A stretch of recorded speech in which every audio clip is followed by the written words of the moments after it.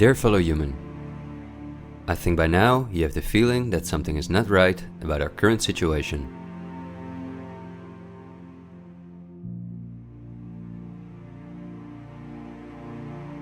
But I also think that the many ill-founded conspiracy theories may have caused you to distance yourself from both the media scaremongering and from those who spread the conspiracy theories. Still, I hope you will listen to me for a moment, because as you watch this video, hundreds of millions of people worldwide are falling into poverty because of the measures that have been in place for so long.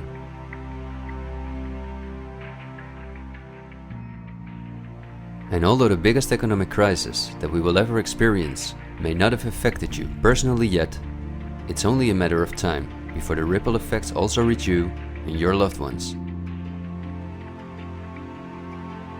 This is not alarmism, but the harsh reality we face. I also think that we can limit the damage and even benefit from it if we are properly and objectively informed about our current situation. Therefore, I would like to show you some easy verifiable facts that I think are essential. Less than a handful of megacorporations dominate every aspect of our lives. That may seem like an exaggeration, but from the breakfast that's on the table in the morning, to the mattress we sleep on at night, and everything we do, put on, or consume in between, all are largely dependent on these corporations. These are investment companies of immense proportions, and they manage the major money flows on Earth. They are the protagonists of the play which we are currently witnessing. So as not to take up too much of your time, I've summarized the most important information as briefly as possible. How does it work? Let's take as an example a company like PepsiCo, which is the parent company of many of the most popular soft drinks and snacks in the world. There appear to be many different competing brands, but they all come from the factories of a small number of corporations that together have a monopoly on the industry. Within the packaged food industry, there are a number of other major companies such as Unilever, the Coca-Cola Company, Mondelez, and Nestlé. On this image, you see that virtually every well-known brand in the packaged food industry belongs to one of these corporations. You can easily get this kind of information. You can verify it on the websites of the relevant brands or on Wikipedia. Companies of this size are usually publicly traded and have a board where the largest shareholders call the shots. On websites like Yahoo Finance, we can find detailed company information, including who the largest shareholders of these companies are. Let's take PepsiCo again as an example. We see that 73.14% of the shares are held by no less than 3,379 institutional investors. These include investment companies, mutual funds, insurance companies, banks, and in some cases, governments. Let's look at who the largest institutional investors of PepsiCo are. As you can see, just 10 out of the 3,379 investors account for almost 1/3 of all shares. The combined share capital of these top 10 has a value of approximately $60 billion. But of those 10 investors, 3 own more shares than the remaining 7. Let's remember their names and let's see who owns the most shares at the Coca-Cola Company, Pepsi's big competitor.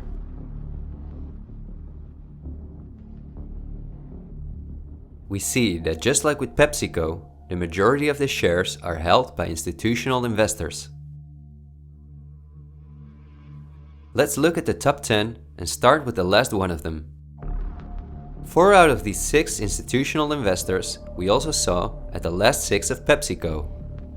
These are Norton Trust, JP Morgan Chase, Geode Capital Management, and Wellington Management. Now, let's look at the 4 largest shareholders. 3 of these we also saw in the top 4 at PepsiCo. They are BlackRock, Vanguard, and State Street. And there's another one, Berkshire Hathaway. These are the 4 largest investment companies on the planet. PepsiCo and Coca-Cola are anything but competitors. But also the other big companies that own many brands, such as Unilever, Mondelez and Nestlé, are owned by the same small group of institutional investors. And you don't only find these names in the packaged food industry. For example, let's look up on Wikipedia what the largest companies are within the technology industry. Facebook owns WhatsApp and Instagram. Together with Twitter, they form the most popular social media platforms in the world. Alphabet is the parent company of all Google businesses, including YouTube and Gmail, but they are also the biggest sponsors and developers of Android, one of the two operating systems on which almost all smartphones and tablets in the world run. The other operating system is Apple's iOS.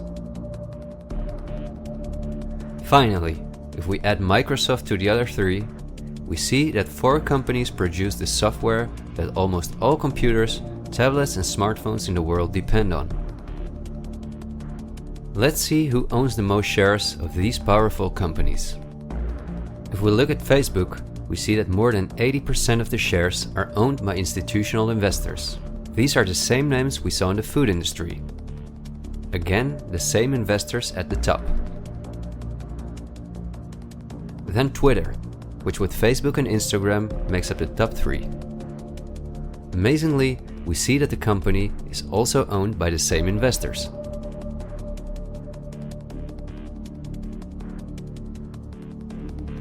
We see them at Apple, but also with their big competitor Microsoft.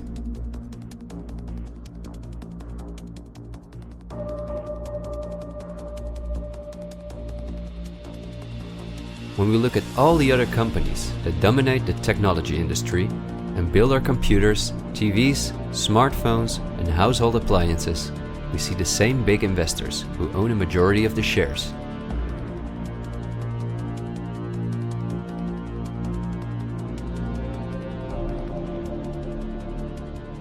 We see this within all industries around the world.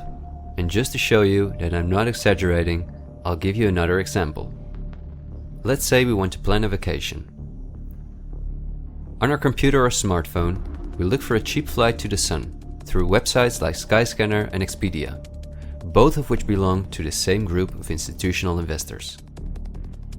We fly with one of the many airlines, of which the majority of the shares are often owned by the same investors or by governments, like Air France-KLM.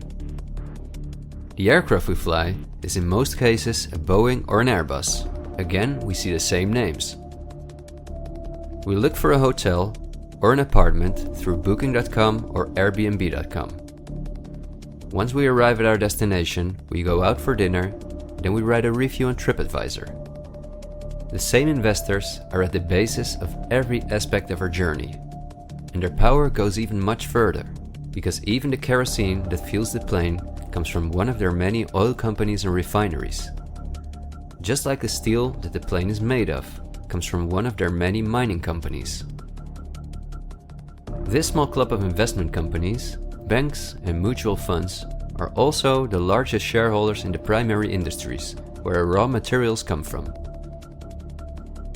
If we look on Wikipedia for the largest mining companies in the world, we see that their shareholders are the same institutional investors we see everywhere else. The same goes for the largest agricultural companies in the world that our entire food industry depends on. For example, they own Bayer, the parent company of Monsanto, the world's largest seed producer, which produces 90% of all the cotton seed on Earth, as well as the majority of all other seeds. But these institutional investors are also the shareholders of the largest textile manufacturing companies in the world, and even the numerous popular clothing brands that turn the cotton into the clothes we wear are owned by the same group of investors.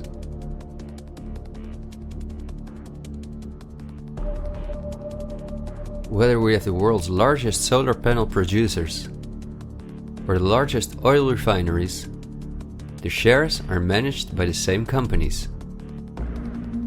They own the tobacco companies, who produce all the popular tobacco brands in the world.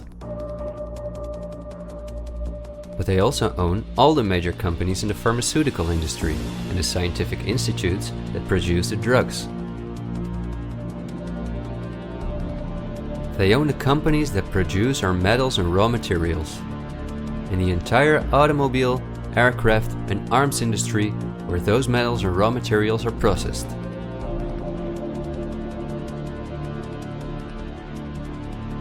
They own the companies that build our electronics. They own the big department stores and online marketplaces.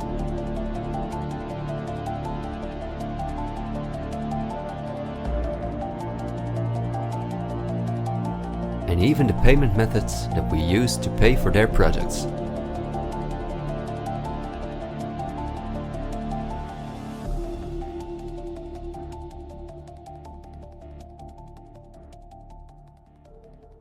Because I want to keep my story as short as possible, I've decided to only show the tip of the iceberg.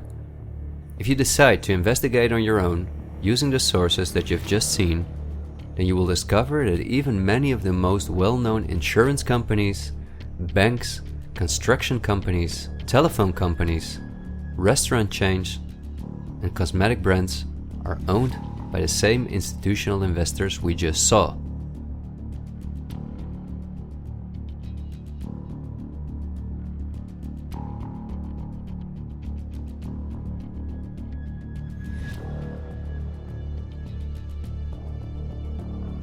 These institutional investors are, as I told you earlier, mainly investment companies, banks and insurance companies. They are in turn also owned by shareholders. Now, what is the most amazing thing? All of these institutional investors own each other's shares, and together they form an immense network that we can compare to a pyramid. The smaller institutional investors are owned by larger investors, who in turn belong to even larger investors. The visible top of this pyramid consists of only two companies, and we have seen their names many times by now. They are Vanguard and BlackRock. The power of these two companies is something we can barely imagine. Not only are they the largest institutional investors of every major company on Earth, they also own the other institutional investors of those companies, giving them a complete monopoly. According to a report by Bloomberg, one of the most respected institutions in the world in the field of financial data and analytics, experts expect that by 2028, both companies will collectively manage about $20 trillion in investments, and in the process will own almost everything on Earth. The same Bloomberg called BlackRock the fourth arm of government, because it is the only non-government entity that has a close relationship with the federal banks, also called the central banks. BlackRock not only lends money to the federal banks, but is also their principal advisor and the developer of the computer system that the federal banks use. Dozens of BlackRock employees had senior positions in the White House during the Bush and the Obama administrations, and currently under Joe Biden. BlackRock CEO Larry Fink is a welcome guest with many heads of state and politicians, and understandably so. He's the face of the company that pulls the strings.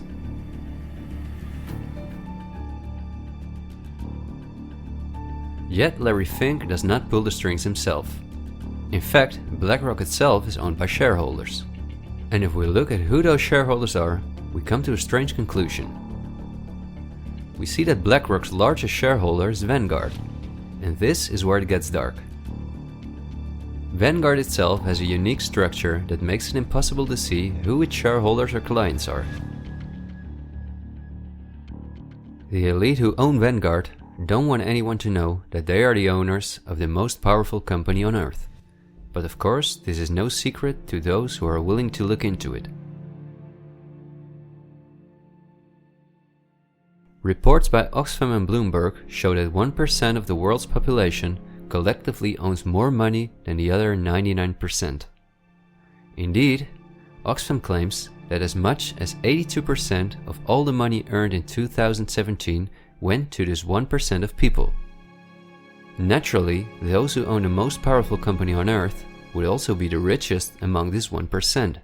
In other words, they are part of the 0.001%. Forbes, the most well-known business magazine in the world, claims that by March 2020 there were some 2,075 billionaires. Oxfam's report showed that 2/3 of all these billionaires obtained their fortune through inheritances and monopolies. So this means that Vanguard is in the hands of the richest families on earth. If we study their history, we discover that these families have always belonged to the top of the pyramid, some even well before the Industrial Revolution began. Because their history is so interesting and extensive, I will explain some more about them in the follow-up video that I'm currently working on. But in order not to elaborate too far, I will just point out that many of these families belong to royal bloodlines, and they are the founders of our banking system, the United Nations, and every industry in the world.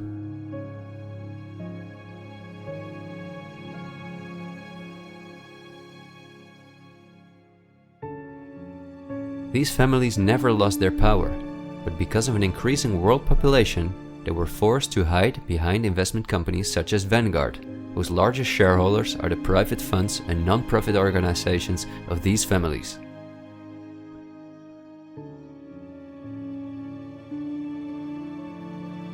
To make the bigger picture more clear, I need to briefly explain something about these non-profit organizations. These are the links that connect the business community with politics and the media, allowing major conflicts of interest. At first glance, however, this is not too noticeable. Non-profits, also called foundations, are organizations that rely on donations, and they do not have to publish from whom they receive those donations. They can invest this money in whatever they want, and do not have to pay tax on their profits as long as those profits are reinvested in other projects that they are involved in. Non-profits can move hundreds of billions of dollars from invisible investors. According to a report by the Australian government, this makes non-profit organizations ideal to finance terrorist groups and launder large sums of money.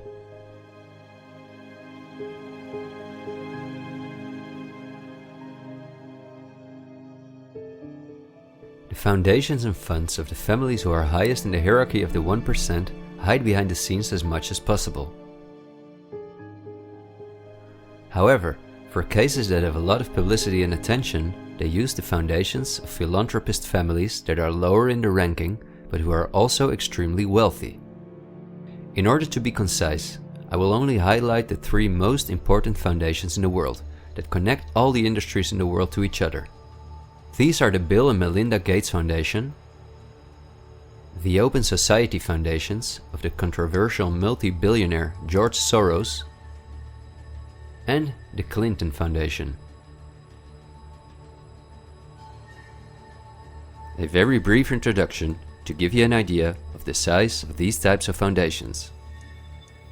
According to the official website of the World Economic Forum, the Gates Foundation is the largest funder of the World Health Organization, after President Donald Trump halted the funding of the WHO by the US in 2020. This makes the Gates Foundation one of the most influential organizations in the world in the area of everything that relates to our health. The Gates Foundation has a close partnership with the 16 largest pharmaceutical companies in the world, including Pfizer, AstraZeneca, Johnson & Johnson, BioNTech, and Bayer, and we have just seen who own the most shares of these companies.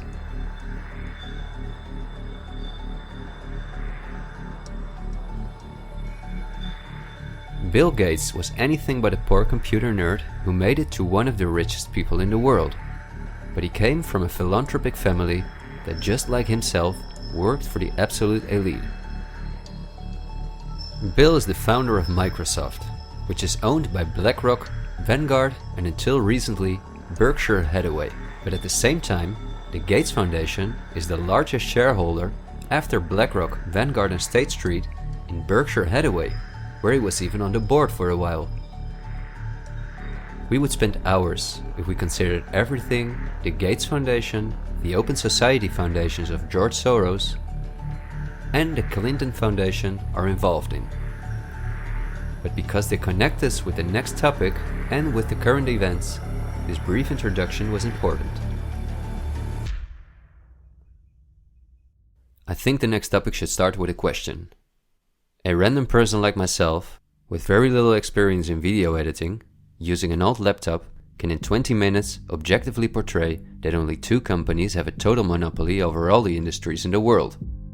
So the natural question is, why don't you hear about all of this in the media? What? It's a good question. Every day we have the choice between countless reports, documentaries, and television programs, and yet not one of them talks about this. Is it something not interesting enough? Or might there perhaps be other interests at play? The answer we get again from Wikipedia. About 90% of the international media is owned by 9 media conglomerates. The companies owned by these media conglomerates are too many to mention, so I'm just going to show you the most important brands that we all know.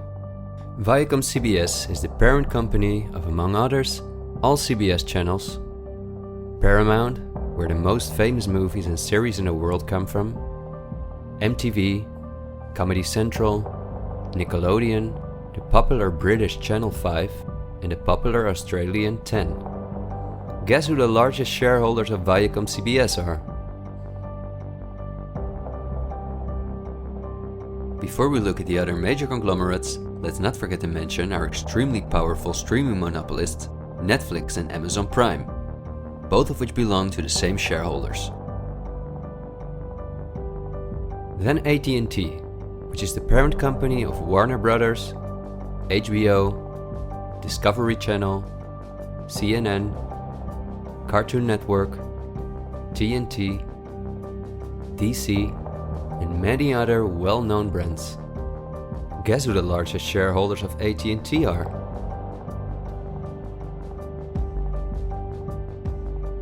The third one is the all-powerful News Corp.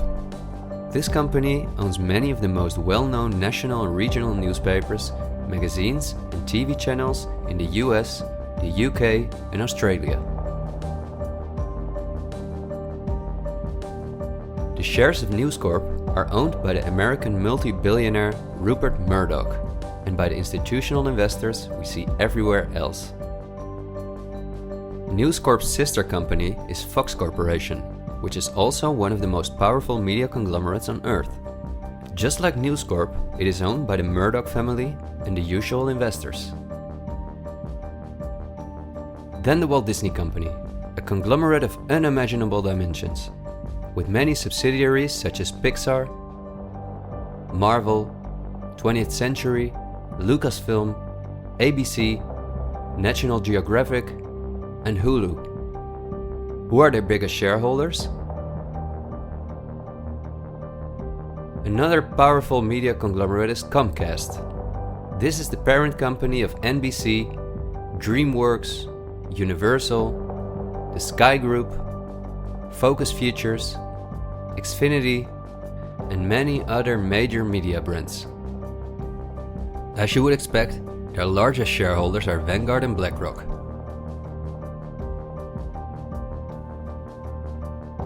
I could go on for hours and show that in almost every country on Earth, the local media is in the hands of these kind of conglomerates, which in turn are owned by our institutional investors or by extremely rich and powerful elite families. In the UK, for example, virtually all popular newspapers and magazines are owned by the Daily Mail Group, Reach, and the aforementioned News Corp. In the Netherlands, the entire media is in the hands of the Persgroep, Mediahuis, and Bertelsmann. And in Germany, the entire media is either controlled by the German government, ProSiebenSat.1, Axel Springer, and again, Bertelsmann, which is also a conglomerate of unprecedented dimensions. Not only is this the parent company of the largest book publisher in the world, Penguin Random House, and owner and founder of BMG Music, Bertelsmann also controls a large part of the European media through their subsidiary RTL, a company with 67 TV channels, 10 streaming platforms, and 38 radio stations. Bertelsmann is owned by the ultra-rich Bertelsmann-Mohn family, who openly collaborated with the Nazis. Because of this, Reinhard Mohn was held as a prisoner of war in the US. Besides RTL, Bertelsmann also owns a large part of the French mainstream media. And together with Mediaset, the powerful Italian conglomerate of former President Berlusconi that controls the most important part of the Italian mainstream media, they also own all popular Spanish TV channels. Now, to complete the picture, let's look at where the news comes from that all these media outlets are feeding us on a daily basis. The various news media do not produce their news themselves, but use information and images from news agencies such as Reuters, the Dutch ANP, and the French AFP. These organizations are anything but independent. Reuters is owned by the powerful Canadian Thomson family. The ANP is owned by Dutch investor Kees Omen, and the AFP is largely financed by the French government.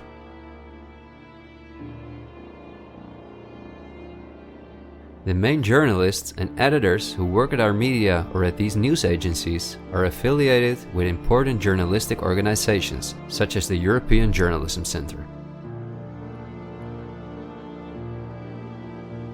These are one of the largest funders of media-related projects across Europe.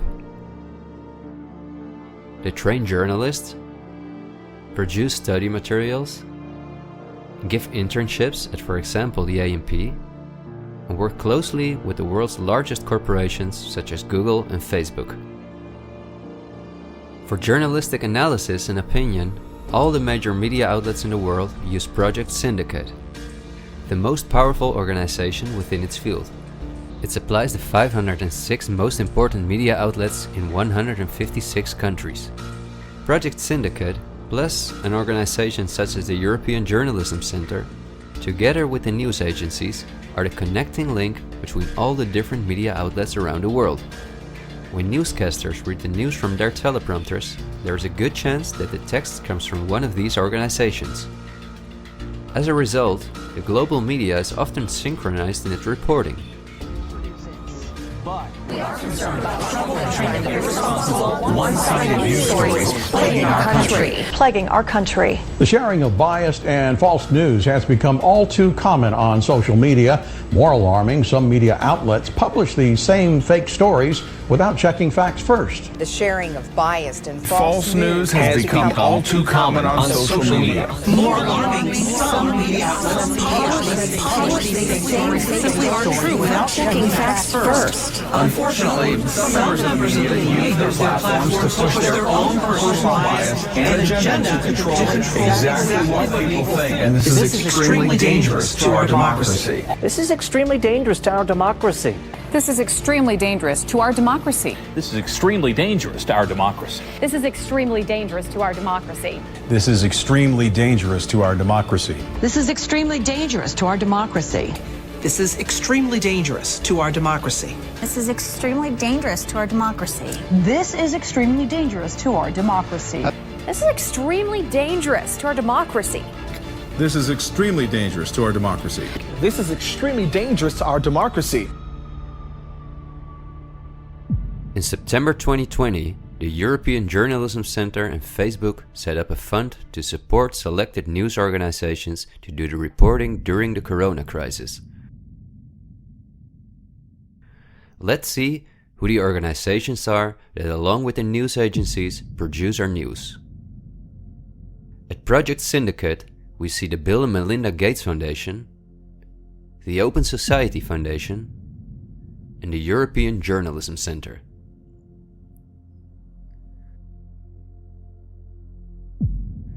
Then the European Journalism Centre itself.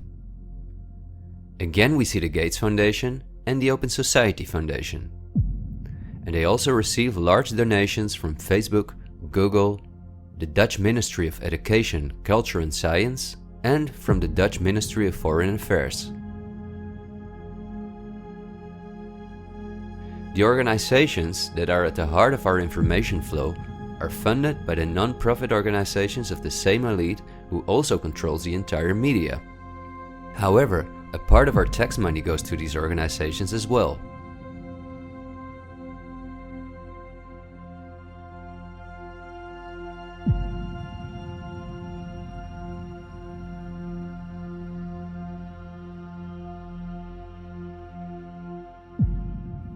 Okay, I realize this was a lot of information to process, and believe me, I've made it as short as possible, and I've only used those examples that seem necessary to show you the overall picture, so you can understand the current situation better. It is an all-encompassing topic that can change our view on many historical events, but my goal is to inform you about the danger in which we presently find ourselves. There will be enough time for us to delve into the past, so let's talk about the current events now. The elite that controls every aspect of our lives, up to the information that we receive, depends on an unimaginably coordinated collaboration to keep all the different industries on Earth connected to each other, in order to ensure they all work in the elite's interests. This happens at the World Economic Forum, one of the most important organizations in the world. At its annual meeting in Davos, the CEOs of the largest companies on Earth gather along with heads of state, politicians, and other influential individuals and organizations like UNICEF and Greenpeace.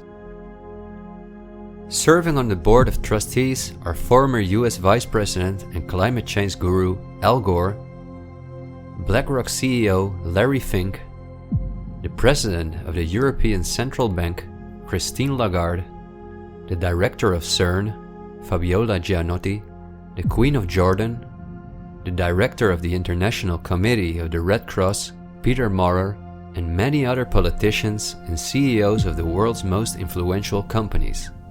According to the WEF's official website, their annual membership fee ranges between 53,000 and 530,000 euros. But according to the WEF's year reports, around 71% of their total budget comes from its partners, who in this way pay for the membership of young politicians who cannot afford their own fee.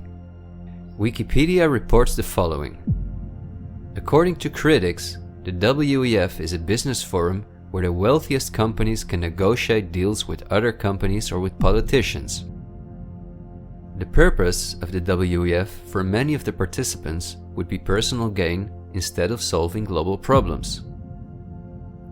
I don't like to make assumptions, but would there be so many problems on Earth if the key industry leaders, bankers and politicians since 1971 had gathered annually to solve our world's problems?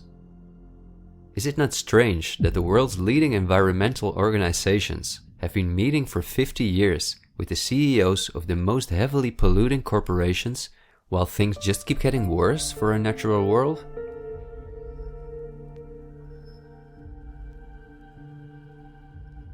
That these critics of the WEF are right soon becomes clear when we look at who the most important partners are that account for almost 71% of the WEF's budget. There are BlackRock, the Open Society Foundations, the Bill and Melinda Gates Foundation, and many other large corporations of whom Vanguard and BlackRock own the shares directly or indirectly.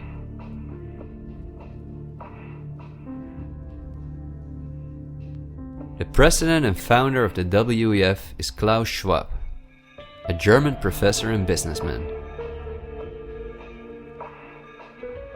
In his book, The Great Reset, he describes in detail the plans of his organization.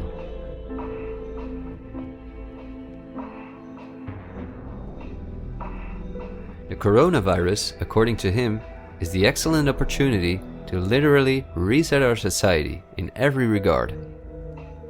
He calls this Build Back Better, and this slogan seems to be the motto of all globalist politicians in the world. And it's now a historical moment, a crucial moment, to rebuild the future, to reset our policies. And of course, we also want to work together on building back better.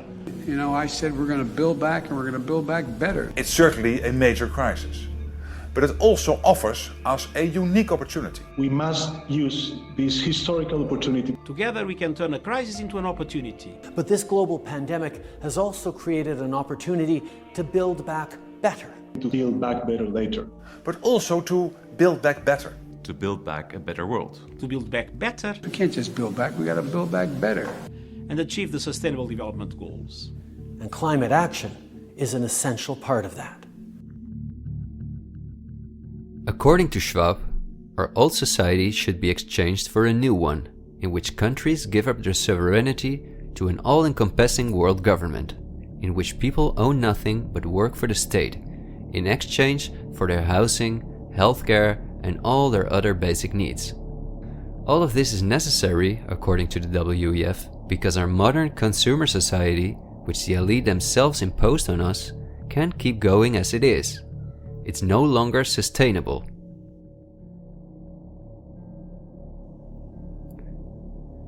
Schwab says in his book that we will never return to the old normal.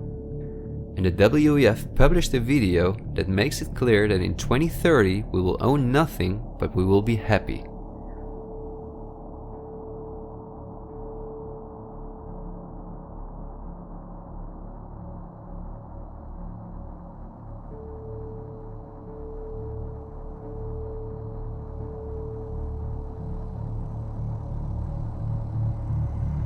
You've probably heard some talk about the New World Order.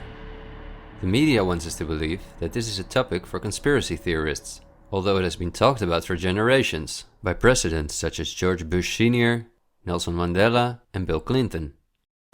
We have before us the opportunity to forge for ourselves and for future generations a new world order, a world where the rule of law, not the law of the jungle, governs the conduct of nations. When we are successful, and we will be, we have a real chance at this new world order, an order in which a credible United Nations can use its peacekeeping role to fulfill the promise and vision of the UN's founders. After 1989, President Bush said, and it's a phrase that I often use myself, that we needed a new world order. That the affirmative task we have now is to actually create a new world order. But also by the world's most famous philanthropists such as Cecil Rhodes, David Rockefeller, Henry Kissinger, and even George Soros. I think you need a new world order, that China has to be part of the process of creating it, and they have to buy in, they have to own it. These important figures, who apart from Mandela, were all among the top of the elite when they were still alive, are not the only ones who dream about an all-powerful world government. In 2015, the UN presented its controversial Agenda 2030, which is almost identical to Klaus Schwab's Great Reset. In their own words, the UN, like Schwab, wants to ensure that by 2030, poverty, hunger, environmental pollution, and disease no longer exist on Earth. It sounds like a sympathetic plan, until you read the fine print. You see, the idea is that Agenda 2030 is going to be paid for by us, the citizens. And just as it is currently required of us that we give up our basic rights for the sake of public health, we will be demanded to give up our wealth in favor of poverty reduction. These are not conspiracy theories. You can read this for yourself on their official website. In short, it boils down to this. The UN wants to take the tax money from all Western countries and give it to the mega corporations of the elite, who will be contracted to rebuild society. Globally, a completely new infrastructure is needed, because fossil fuels must be made a thing of the past, according to the UN. For this immense project, a world government is needed, says the UN. And the same UN takes it upon herself to be this global government. Just like Schwab, the UN also believes that a pandemic is the perfect opportunity to accelerate the implementation of Agenda 2030. It is worrisome that the WEF and the UN openly admit that they consider pandemics and other disasters as an opportunity to transform society, especially since we have seen that the elite have all the resources at their disposal to make us believe that there is a pandemic, and even to create one. So we certainly should not take these things lightly, and we should examine them carefully. And when we do that, we come across things that are even more troubling.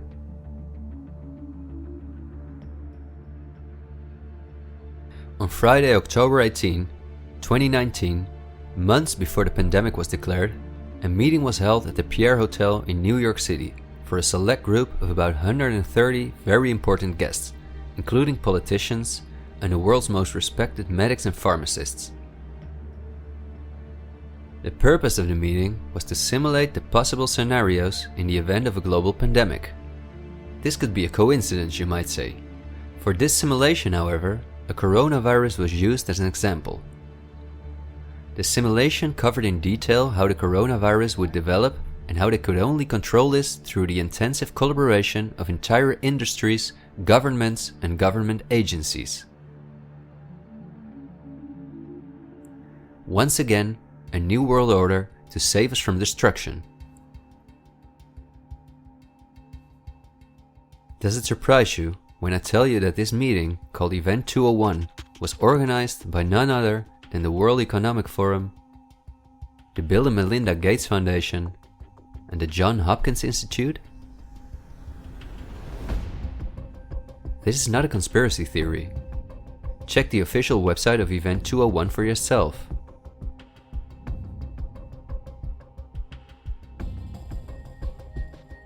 Perhaps at this point, it will no longer surprise you that the German Robert Koch Institute, which like every national health institute in the world is closely linked to the WHO, which is funded by Bill Gates, created a similar simulation in 2012.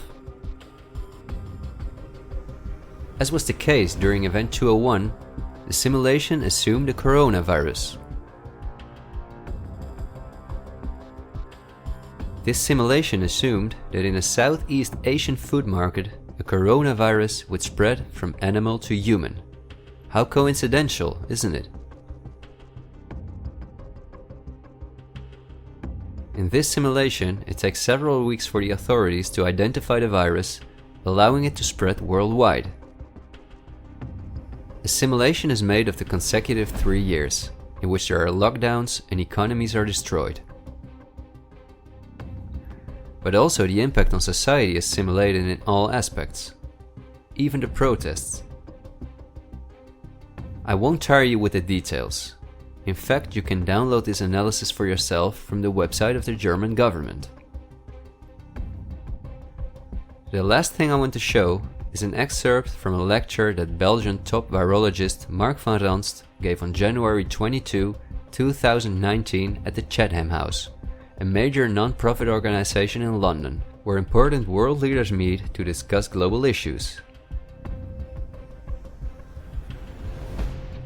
Winners of the Chatham House Prize include Hillary Clinton, Melinda Gates, and John Kerry.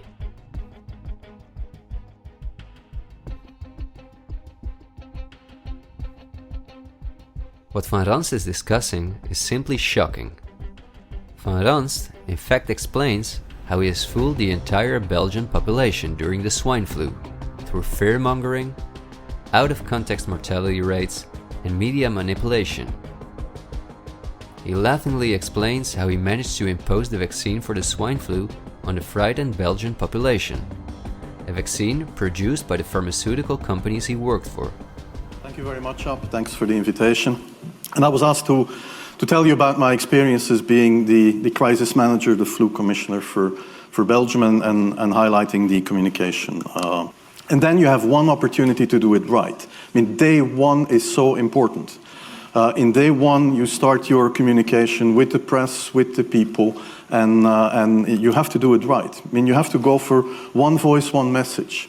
In Belgium, they chose to appoint a non-politician to do that. I mean, I have no party affiliations, and that makes things a little bit, at that time at least, a little bit easier, because you're not attacked politically, majority, minority. That doesn't come into play, and that was a huge advantage. The second advantage is that you can play in Brussels the complete naive guy and get a lot more done than you would otherwise be able to do.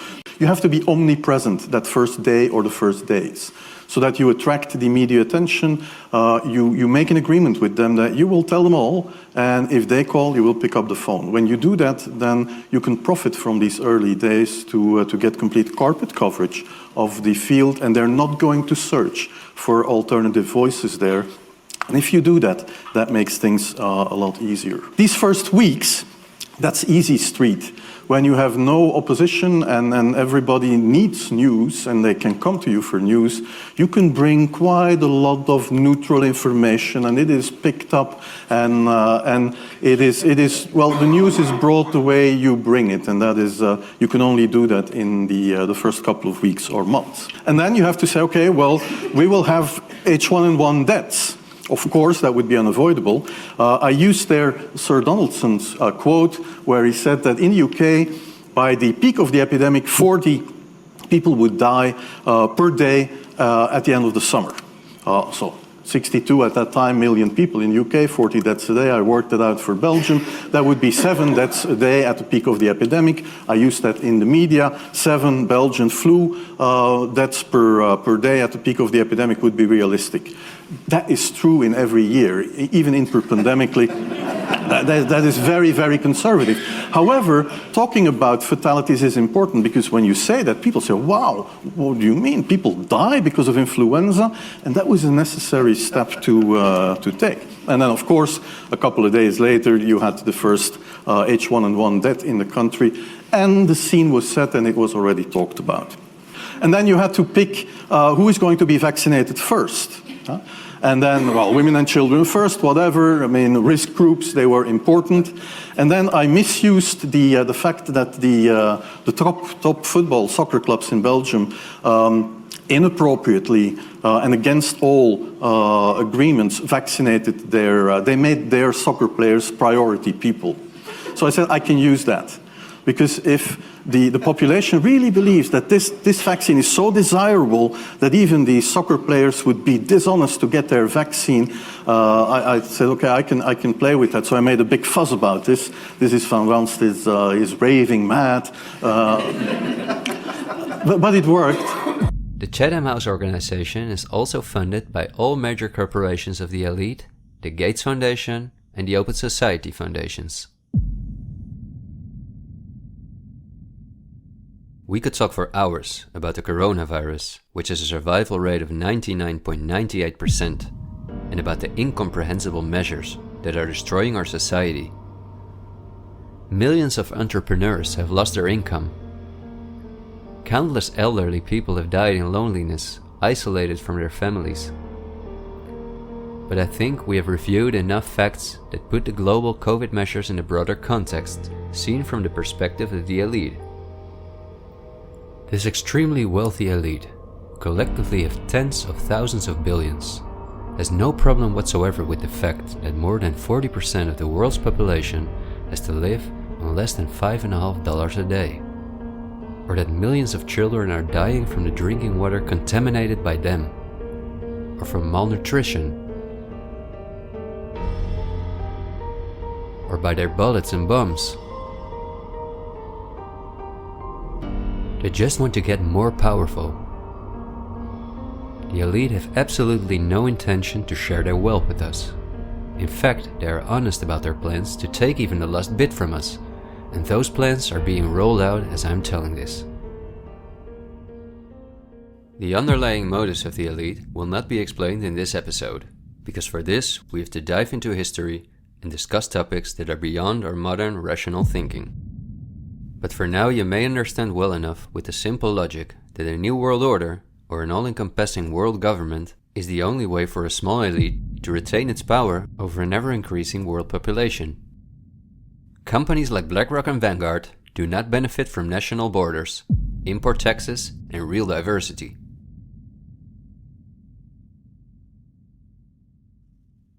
Only through fear and media manipulation can they maintain their grip on all of us. And I deliberately haven't even mentioned the inhumane blackmailing methods by which the elite keep their own most important minions in line. Because if this topic has aroused your curiosity, you will undoubtedly find out all about this in time. The elite have no intention to cure us from the countless diseases we've contracted from the toxic food they've produced, and from the environmental pollution which they have caused. After all, if we didn't get sick, the entire pharmaceutical industry would collapse. Nothing sells like fear is the motto of top virologists like Mark van Ranst. You will be amazed, as I was, when you discover that we have been warned countless times about this elite. I think we're being run by maniacs. If anybody can put on paper what our government and the American government, etc., and the Russian, Chinese, what they are actually trying to do, I think they're all insane. But I'm liable to be put away as insane for expressing that. That's what's insane about it. Don't you agree? For we are opposed around the world by a monolithic and ruthless conspiracy that relies primarily on covert means for expanding its sphere of influence, on infiltration instead of invasion, on subversion instead of elections, on intimidation instead of free choice, on guerrillas by night instead of armies by day. It is a system which has conscripted vast human and material resources into the building of a tightly knit, highly efficient machine that combines military, diplomatic, intelligence, economic, scientific, and political operations. Its preparations are concealed, not published. Its mistakes are buried, not headlined. Its dissenters are silenced, not praised. No expenditure is questioned, no rumor is printed, no secret is revealed. President Kennedy has been assassinated. It's official now. The president is dead. Women here in shock, some have fainted. Grown men, Secret Service men standing by the emergency room, tears streaming down their face. There's only one word to describe the picture here, and that's grief, and much of it. It's official. As of just a few moments ago, the President of the United States is dead.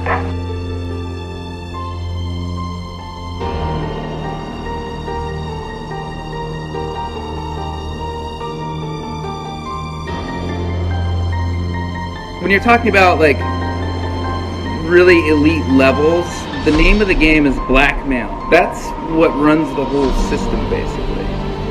They want compromised people because they're easy to control. I'm not suicidal.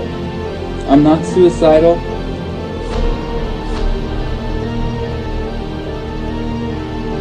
The deep state is those people within the U.S. government that are career employees that cannot be fired by people that we elect, by the Congress or the President. Are these people in control?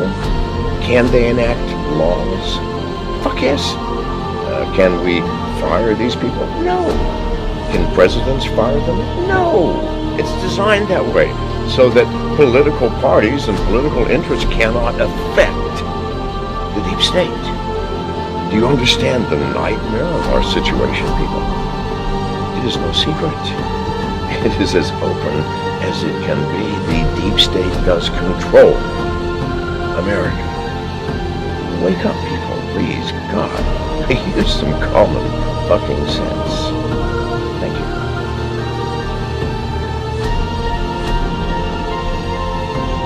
Something like 1984 could actually happen. This is the direction the world is going in at the present time. In our world, there will be no emotions except fear, rage, triumph, and self-abasement. The sex instinct will be eradicated. There will be no loyalty except loyalty to the party. But always there will be the intoxication of power. Always, at every moment, there will be the thrill of victory, the sensation of trampling on an enemy who is helpless. If you want a picture of the future, imagine a boot stamping on a human face forever. The moral to be drawn from this dangerous nightmare situation is a simple one. Don't let it happen. It depends on you.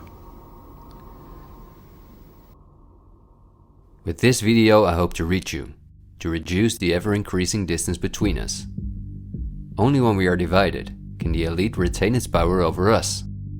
The greatest fear of the elite is that we will realize what is really going on Earth. And the only way the elite thinks they can prevent this from happening is through censorship,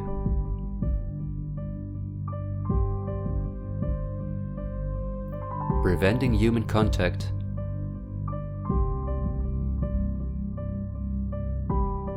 the incessant framing of political opponents and those who think differently,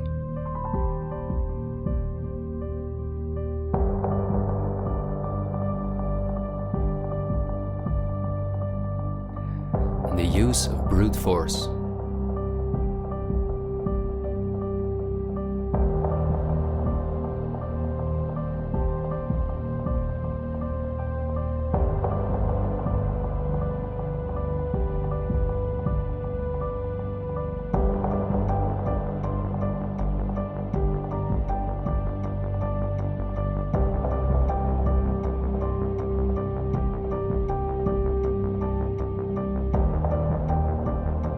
The plans of the elite are clear, and so is the ruthless way in which they want to accomplish them.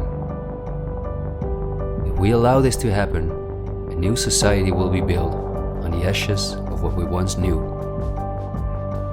A new society in which we will own nothing, not even a home of our own. The elite wants to make sure that between now and 2030, everything you now own will be theirs.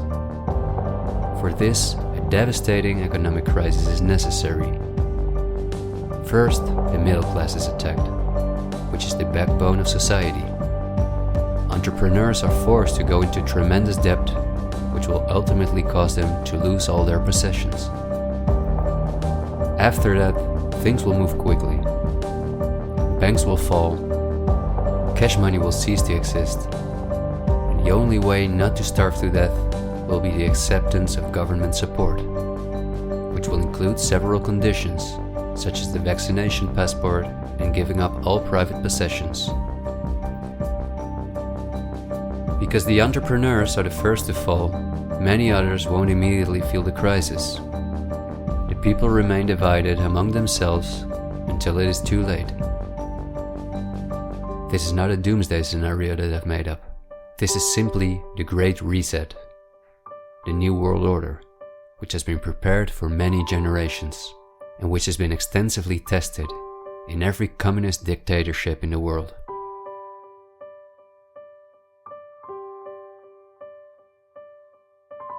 But this can also go a different direction, and instead of a great reset, we can cause a great awakening and create a world where no one has to go hungry, and where we can live in a sustainable way, in freedom, with each other and with nature.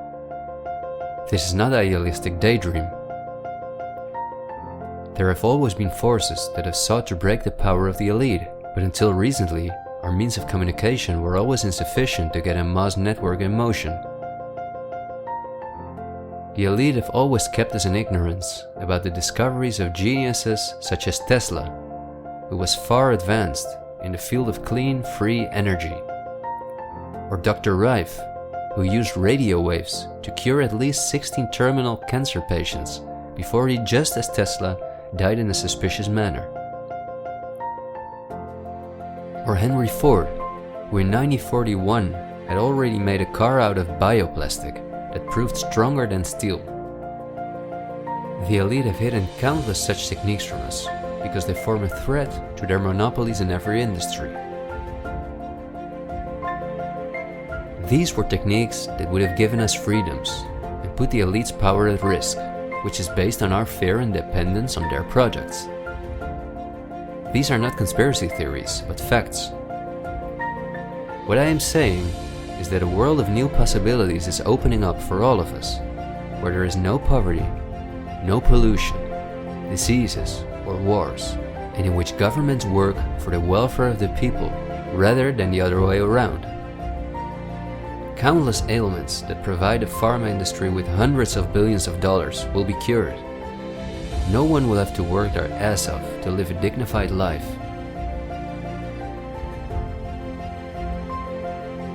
People will no longer live in fear because of the lies of the media, the pharma industry, the climate lobbies, and politicians.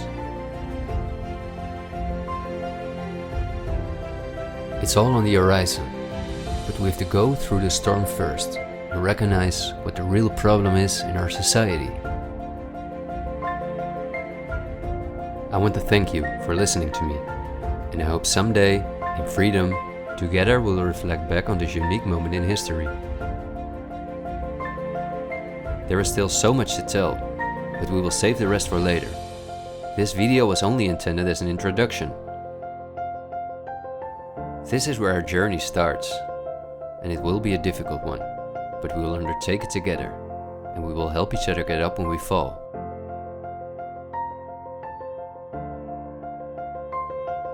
We will not be afraid. We are the 99%.